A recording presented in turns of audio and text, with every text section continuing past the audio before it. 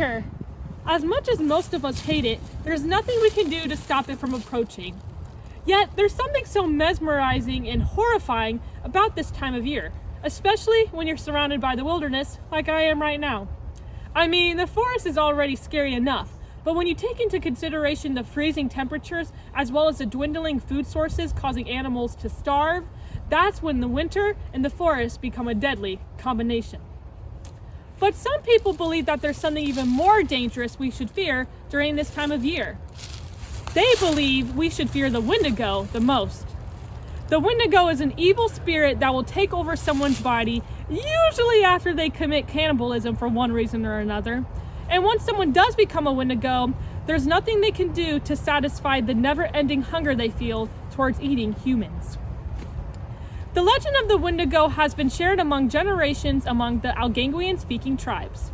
In recent years, though, it's risen in popularity due to video games, movies, and other forms of media. People who are fans of these might even believe they know a lot about this creature. But is that really the case? Today, we're going to look at the bad and the good representations of the Wendigo to see if we're really being shown what this creature truly is.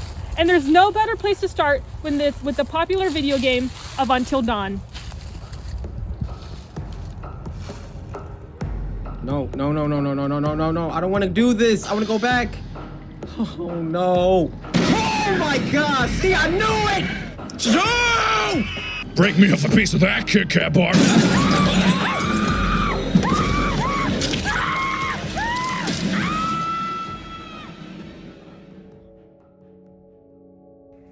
Until Dawn is a horror game made by the company of Supermassive Games and was released in 2015. Recently this year, it even got a remake which shows just how popular Until Dawn really is. The game allows players to live through a group of friends who return to an isolated mountain lodge where just a year prior, two of their friends vanished into thin air. The game focuses on quick decisions that the player must make, and their decisions can change the outcome of the game entirely. This is otherwise known as a butterfly effect. If you haven't figured it out by now, the Wendigo plays a huge role in this game, and it represents a lot of different things such as greed, mental illness, and most notably, isolation, and how when people are left alone in a time of need, they can change into something unrecognizable from their past self. I think the best character that shows the theme of isolation and how it can change someone is the character Josh. He definitely goes through a lot in the story, and he goes through the most noticeable changes. Now, I can't say too much more about this game without unnecessarily spoiling it, but what I can tell you guys is that even though this game has a ton of supporters, it also has its fair share of haters. Yep, that's right, this game gets a lot of hate from people because some people believe that this game has a terrible representation of a Wendigo that's disrespectful, but then also an equal amount of people think that the Wendigo was portrayed perfectly in this game. So since I couldn't get a straight answer from others, I decided to do my own research to decide if the Wendigo in Until Dawn is good or bad representation of the classic Wendigo legend. The first thing I thought that might have been an issue with how the Wendigo was portrayed in Until Dawn was actually just the appearance of it, because how the Wendigo looks in this game is drastically different than how it usually appears in most media. In most popular Wendigo stories seen today, the Wendigo is a tall, furry beast with antlers and usually a bony deer-like head. And I think it's safe to say that the Wendigo in Until Dawn looks nothing like that. Okay, so that must be the problem, right? That the game just didn't adapt the appearance of the Wendigo correctly. Okay then, mystery solved, case closed. I guess we can just move on with our day now. Oh, okay, hold on, wait guys, I'm getting a phone call. Hello? Oh yeah, hey Jeff. Yeah, what's up? Oh yeah, filming's going great for us. I think we actually cracked the case of why the Wendigo is controversial in Until Dawn. Wait, what? What do you mean the Until Dawn has the best representation of what a Wendigo is in indigenous culture? Are you saying I'm wrong? Oh my gosh, I'm gonna have to refilm everything. Are you serious? Oh my gosh. Cut the cameras! Cut the cameras! This just in. Apparently, the Wendigo in Until Dawn in its appearance is actually the most accurate depiction of a Wendigo in indigenous folklore. which that means the deer imagery we are most familiar with has nothing to do with what it actually is supposed to look like.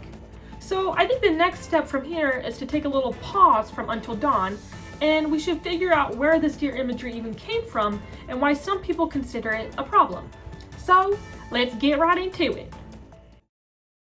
Now, when you look up information about the Wendigo online, it will usually tell you that the Wendigo appears to be a tall, skinny, usually hairless beast with razor-sharp teeth and beady eyes. It then will also tell you that sometimes the Wendigo is shown to have fur and deer-like features. The only thing it doesn't tell you is that the first ever time the Wendigo was depicted in this deer-like way came from a novel made by an Englishman. Yep, you heard me, an Englishman. The story was called The Wendigo, and it was made by Algernon Blackwood. The novel tells the tale of a group of men who are out hunting for some deer. During their hunting trip, things turn south when one of their members is lured out into the woods due to the Wendigo calling out his name with its siren-like voice. In this version of the Wendigo tale, the creature calls your name, which causes you to run towards the voice until you yourself turn into a Wendigo. Blackwood's version of the Wendigo changed a lot from its indigenous telling of the same creature.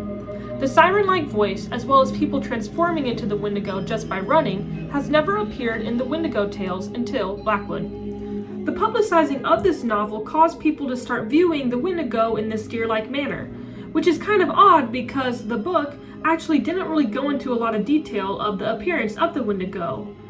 What actually caused the people to view it in this way was the cover of the book, which was made by Matt Fox, which was the first ever time the Wendigo was portrayed in this more pop culture way, appearing as a huge monster with antlers and fur.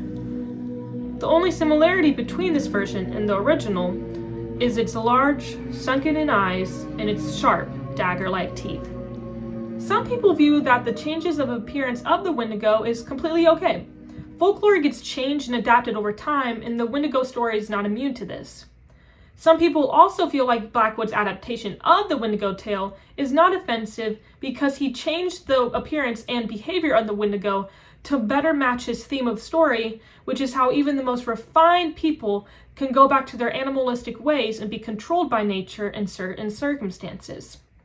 Blackwood's novel is the only mainstream story where the Wendigo has a siren-like voice and also where people turn into Wendigos just by simply running, which shows us that this story did not override its original indigenous telling of the same creature. Some people, though, do think that the changing of appearance of the Wendigo can be problematic.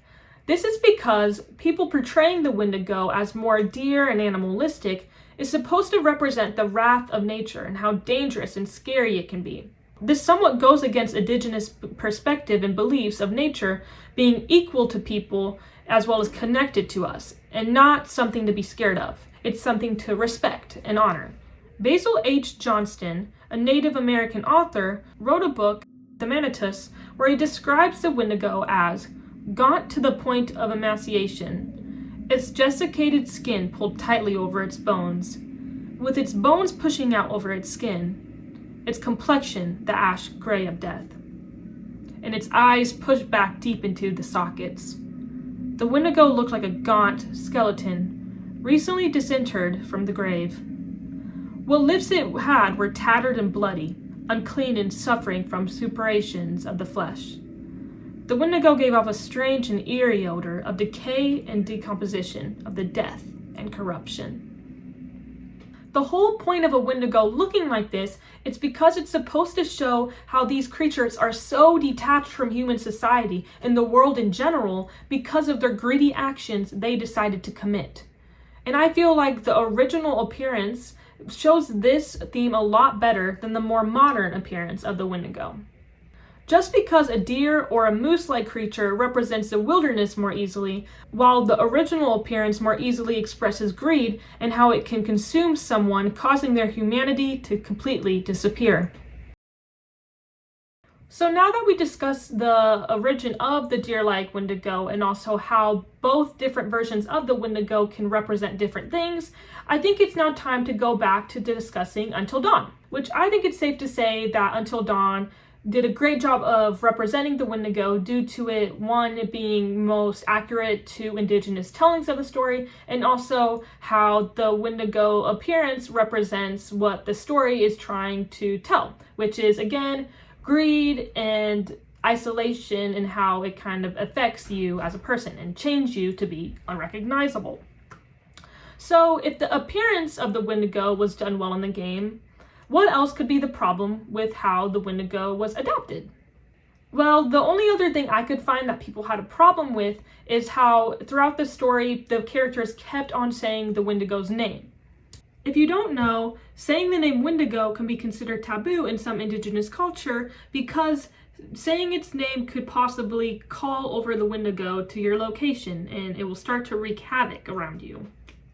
Though some people also believe that if you say the name Wendigo, let's say in a populated area like a city, you won't be affected by saying the name of the creature. But if you are out in the wilderness, either by yourself or with a small group of people, then the spirit will come and wreak havoc on you. Since I am in a highly populated area, I'm going to continue saying the Wendigo with hopefully no problem.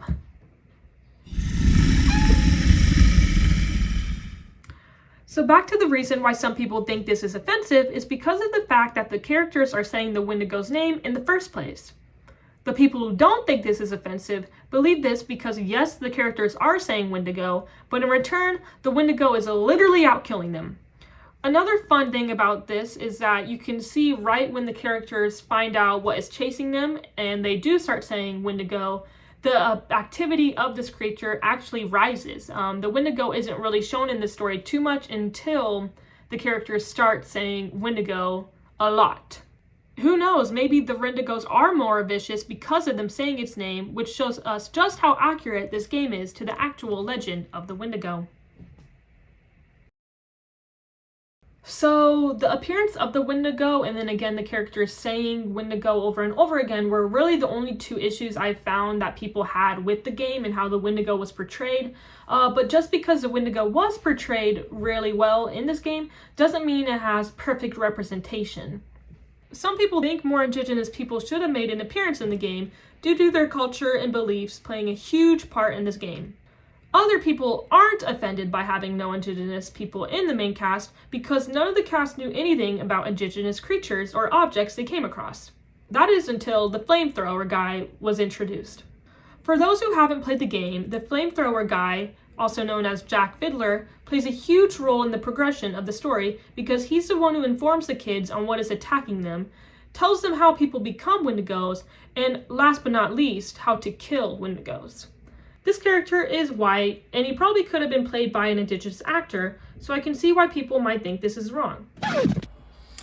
Hi, this is Maddie from the future, and I just had to interrupt myself because while I was editing this video, I did more research on the flamethrower guy, and it turns out that Jack Fiddler, who again is the flamethrower guy, is based off of a real person named Jack Fiddler, who is an indigenous man who claimed to have killed and defeated over 14 Wendigos. And eventually, though, him and his father got arrested for murder, and Jack Fiddler ended up killing himself in jail. But I thought it was interesting how the character the flamethrower man was based off of was real, and he's actually indigenous. So, I just thought I should put this in there. Okay, bye. But since my project is just covering the Wendigo and how it is shown in popular media, I feel like Until Dawn did a great job at representing the Wendigo and the legend behind it. Which is really odd if you think about it, just because of how drastically different the Wendigo is in this game compared to other forms of media. Which I think that's our cue to go look at other pieces of media, and there's no better place to start than with the film Antlers. A bit about the movie, Antlers, is that it's based in a small town in Central Oregon where Frank Weaver runs a meth lab out of an abandoned mine. While working at his lab one day, he and his group suddenly get attacked by a Wendigo, and Frank was actually able to escape and return home. But he later discovers that he is transforming into something terrible. And there you go, there's a little bit of a taste of what the movie is about. And so now we're going to dive a little bit deeper into the Wendigo in this film and also what it represents. Now, even though this movie did have a Native American folklore expert on their team, the Wendigo story is pretty different from its original tellings in indigenous culture. The first thing that is different is actually shown to us right at the beginning of the movie. When the movie starts, the audience sees some text that reads, "Mother Earth has been pillaged, stripped of her life's blood. A violation that has awakened the malevolent spirit, seeking the lost, the frail, and the depraved." This gives us a bit of the insight into why the Wendigo are most prevalent in this town to begin with. It's because of the people not taking care of the land or the environment. Because of this, the Wendigo are out to find people in a weak mindset to take over. This is definitely a different approach to the Wendigo legend because, like I said before, Wendigos aren't usually associated with nature. Instead, they're associated with greed. Some viewers felt like this change represented how colonists took indigenous land that the indigenous people took care of so well just for the colonists to destroy it, which is why the Wendigo is even more mad. The biggest thing they represent in this film is actually trauma and how it can stay with you for the rest of your life.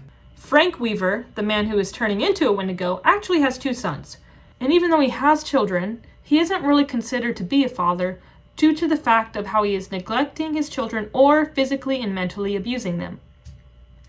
The Wendigo representing trauma can be seen in a multitude of ways.